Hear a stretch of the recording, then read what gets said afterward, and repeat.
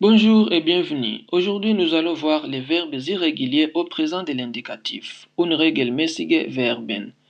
Les verbes irréguliers sont des verbes qui ne suivent pas les modèles de conjugaison régulière communs que nous avons vus lors de la conjugaison des verbes régulières.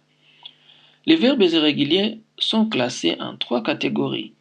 Il y a les verbes forts, les verbes faibles et les verbes mixtes. Les verbes forts, ce sont des verbes qui ont des changements dans l'air radical ou l'air voyelle. Tandis que les verbes faibles suivent des modèles de conjugaison réguliers avec des terminaisons fixes pour chaque temps et mode. Donc les verbes faibles, les radicales ne changent jamais. Ils ont même radical pour toutes les personnes. Et puis nous avons les verbes mixtes qui combinent des caractéristiques des verbes forts et des verbes faibles. Voyons un exemple d'un verbe fort. Nous avons les verbes en A. Les verbes en A, nous avons fahren comme exemple.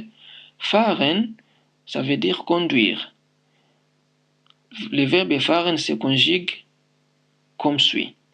Ich fahre, du fährst, donc A changé en A umlaut, pour dire que ça c'est un verbe fort. Il y a changement de voyelle. Sie fährt, wir fahren, ihr fahrt, sie fahren. Ça c'est un verbe en A dont A change en A umlaut et il y en a beaucoup. Par exemple, nous avons les verbes schlagen, schlafen, tragen, waschen, halten, laufen, etc. Il y en a beaucoup.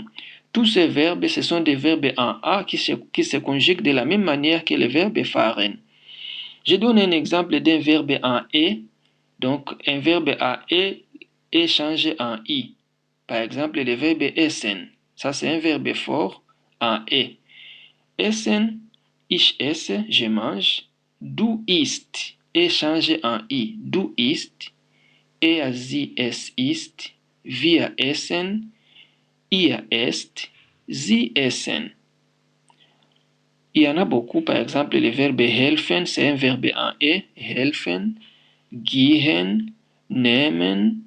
Sehen. Sprechen, treffen, vergessen, werden, lesen, etc. Tous ce sont des verbes en E qui se conjuguent de la même manière que le verbe essen. Voyons un exemple d'un verbe faible. Nous avons par exemple le verbe lieben. Lieben, ça veut dire aimer. Donc, nous avons dit que pour les verbes faibles, nous avons même radical pour toutes les personnes. Le radical ici, c'est lieb, parce que nous allons tout simplement enlever en, et ce qui reste, c'est ça la racine du verbe. Lieb pour toutes les personnes. Ich lieb, du lieb, lieb jusqu'à la fin.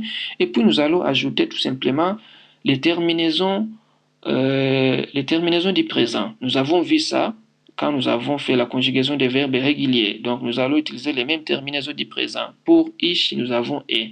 On ajoute tout simplement e, ich liebe. Pour du, la terminaison c'est est, du liebst.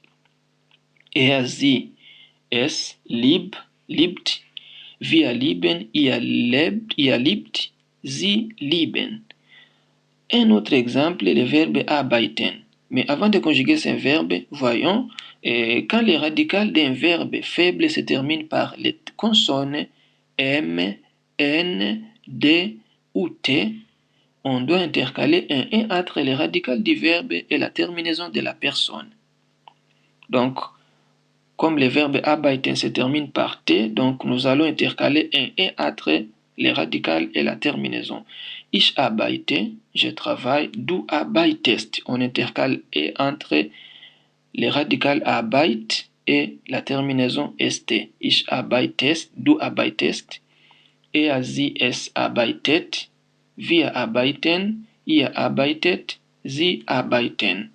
Donc ça, c'est un verbe faible, il y en a beaucoup. Par exemple, les verbes fragen, sagen, kaufen, machen, etc. Ce sont des verbes faibles. Et pour les verbes mixtes, ce sont des verbes qui combinent des caractéristiques des verbes forts et des verbes faibles. Pour bien maîtriser les verbes irréguliers en allemand, il est nécessaire de les mémoriser individuellement, parce qu'il n'existe pas de règles générales pour leur conjugaison. Quelques-uns ont des changements au niveau de leurs racines, d'autres au niveau de leur terminaison et d'autres ont des modifications de la voyelle. Donc, c'est bien, il est conseillé de mémoriser ces verbes individuellement. Et c'est par ici que s'achève notre vidéo. On se retrouve à la prochaine vidéo. Tchuss.